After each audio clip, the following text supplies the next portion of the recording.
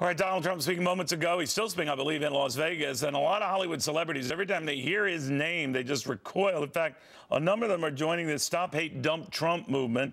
But actor and singer Robert Davi is not one of them. Robert joins me right now from La La Land, better known as Los Angeles.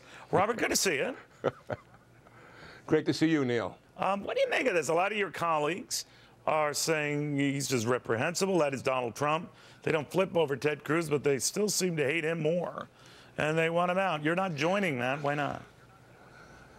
Well, because I believe Donald Trump is the last stop for America, number one. Number two, I think that all these people that are coming out against Trump and calling it hate speech should find out why the Christians in Iraq, why the last monastery, the earliest monastery, was blown up. Why not talk about that hate speech? You know, they want to blame Donald Trump because he said he wanted a temporary ban on Muslims because the system is broken. And to me, that's an egregious misrepresentation of what they're trying to say. This is propping up Hillary Clinton.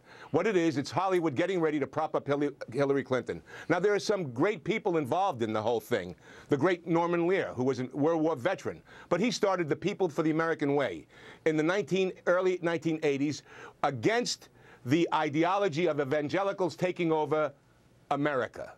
So this whole thing is a much deeper, if you go into it very deep, it's really, I think it's the same kind of stupidity that they did in London, trying to pin this on Donald Trump.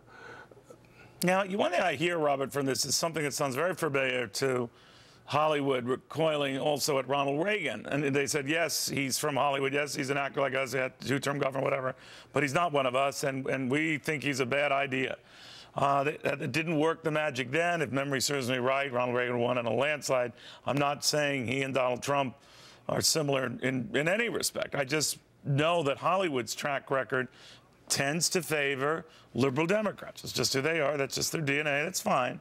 But convincing the general population to join or glom onto their cause, not the case. Certainly not this crowd that's gathering as we speak in Las Vegas, just to be in the same room with Donald Trump. Yeah, and I think it kind of sends the wrong message. I mean, they're about free speech. They're about freedom of choice, aren't they? And yet now they want to limit because someone is saying certain things in terms of immigration needs to be fixed. There's a different agenda, Neil. You and I both know it, and I think most of the American people know it. It's a different America. They see a different America. And you brought up Ronald Reagan. Well, they debated Reagan through letters. There's a very interesting exchange of letters between Norman Lear and Ronald Reagan about prayer in school and freedom of religion.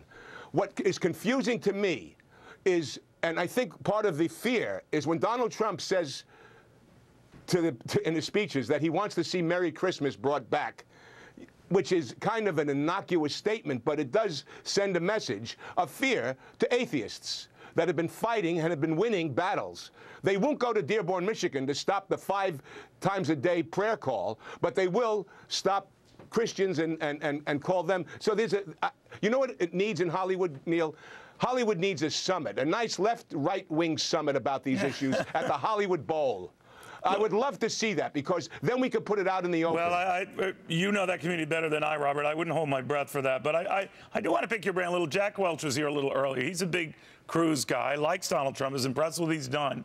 But he says Trump would not be able to get much done in Washington. When I raised the issue that was what Ted Cruz has been running into from the likes of Bob Dole and others who say that he's hated and that people don't get along with him, et cetera, he says, well, that's always as the Maverick is treated, and that Cruz will do just fine, and they'll all line up behind him. What do you make of that when Donald Trump is saying that Cruz couldn't get deals done, he's wrong, that a president with enough persuasive support and popular support can and will?